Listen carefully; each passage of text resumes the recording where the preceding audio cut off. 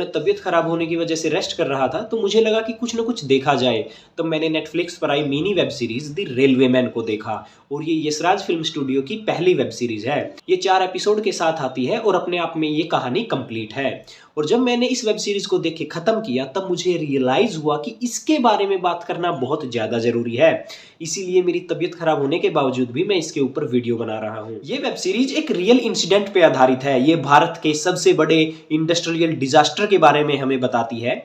ये भारत के इतिहास के उस काले अध्याय के बारे में हमें खुल के बताती है जहां एक रात की वजह से 15 से 20 हजार लोग अपनी जान गंवा देते हैं। सिर्फ एक रात की वजह से 15 से 20 हजार लोगों का जीवन खत्म हो जाता है। 5.5 लाख से ज्यादा लोगों का जीवन प्रभावित होता है।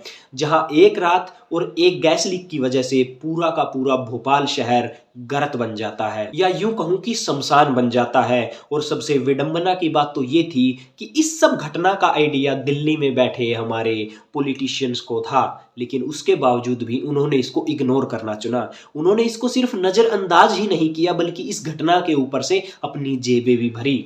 और ये सब करते हुए उनके हाथ पैर भी नहीं कांपे, वो शांति से सो गए।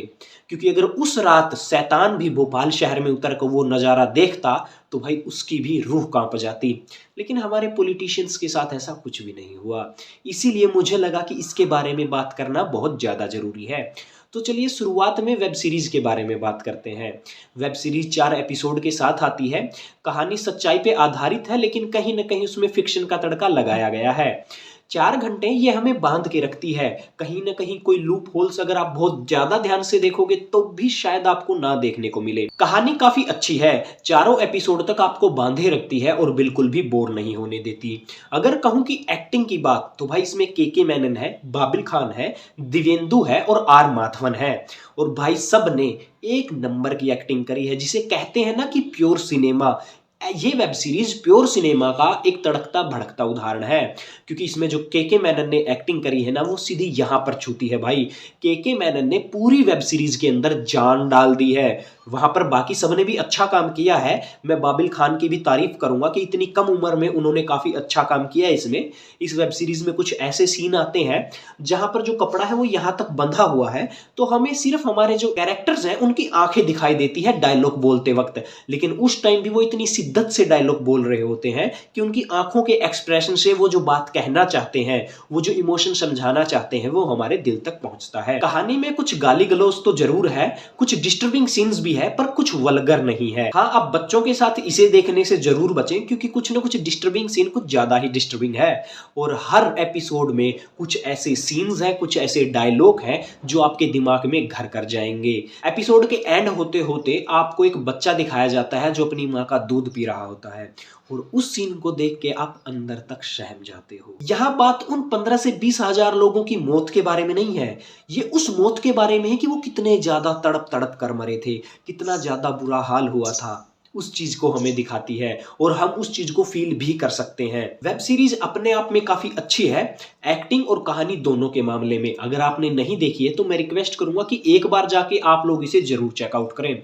ये वाकई में देखने लायक है। कई बार होता है ना कि कुछ मूवीज और वेब सीरीज सच्चाई के इतने ज्यादा करीब होती है कि वो हमें अंदर तक हिट करती है। ये वेब सीरीज भी उसी प्योर सिनेमा का एक हिस्सा है। ये हमें उस वक्त करप्ट हो चुके हमारे भारत देश के लॉ एंड ऑर्डर के बारे में भी बताती है कि वो इस हद तक बेकार हो चुका था कि वो पीड़ितों को इंसाफ दिलाना और मुआवजा दिलाना तो दूर की बात थी, जो आरोपी थे उन लोगों को चार्टेड प्लेन तक दिया गया इस देश से भागने के लिए, और जो पीड़ित थे उन्हें आज तक भी इंसाफ नहीं मिला है। और उस गैस लीक का जो प्रभाव था, जो दर्द था, वो भोपाल के लोगों के दिलों में आज भी जिंदा है। और ऐसा नहीं था कि जो घटना होने वाली थी वो अचानक से हुई, और उस घटना के होने के पहले से ही संकेत मिलना स्टार्ट हो चुके थे। ये घटना 1984 में हुई थी, लेकिन उससे पहले ही 1981 में भी एक मजदूर की वहां पर मृत्यु हो गई थी, और उसके बाद भी हमारी सरकार ने कुछ नहीं किया। कई पत्रकारों ने अपने बहुत सारे एफर्ट डाल के इसके ऊपर आर्टिकल भी लिखे, सरकार तक पहुंचाने की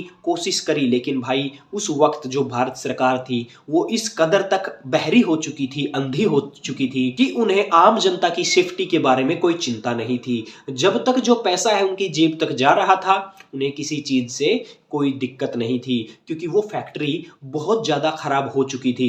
ये घटना अब नहीं तो कुछ टाइम बाद होनी तय थी, क्योंकि इसको जो सारे के सारे सेफ्टी उपकरण थे वो एकदम बेकार हो चुके थे, और जो गैस इसके अंदर थी जो इस फैक्ट्री में बन रही थी उसे लिक्विड एटम बॉम्ब कहा जाता है। अगर वो पानी के संपर्क में आ जाए तो वो किसी एटम बॉम्ब से कम नहीं है, और इस जैसी फैक्ट्री को आम जनता की जो रिहायशी इलाके थे उसके पास होना ही नहीं चाहिए था, लेकिन उसके बावजूद भी ये शहर के बिल्कुल बीचों बीच बसी हुई थी। इसमें कहीं ना कहीं फैक्ट्री के लोगों की बहुत बड़ी गलती थी, लेकिन जो सबसे बड़ी गलती थी वो भारत सरकार की थी। भारत सरकार इसको रोक सकती थी, इस फैक्ट्री को आम जनता की जो रिहायशी इलाके थे उससे दूर स्थापित करवा सकती थी, इसके अंदर इस गैस बनने पर प्रतिबंध लगा सकती थी, इसके जो सेफ्टी उपकरण थे उन्हें चेक करने के लिए अपनी टीम को भेज सकती थी, लेकिन ऐसा कभी हुआ ही नहीं। कांग्रेस सरकार की वजह से भारत ने बहुत ज्यादा काले अध्याय देखने पड़े हैं, और ये उन्हें काले अध्याय में से एक की कहानी हमें बताती है। मैं आप लोगों से रिक्वेस्ट करूंगा कि इसे एक बार जरूर देखिए, और मैं आपके लिए ऐसी और वीडियोस लेके आता रहूंगा। वीडियो अच्छी लगी हो तो लाइक कर दीजिए, चैनल को सब्सक्राइब कर दीजिए। मिलते हैं अगली वीडियो में, तब तक के लिए नमस्कार, जय हिंद।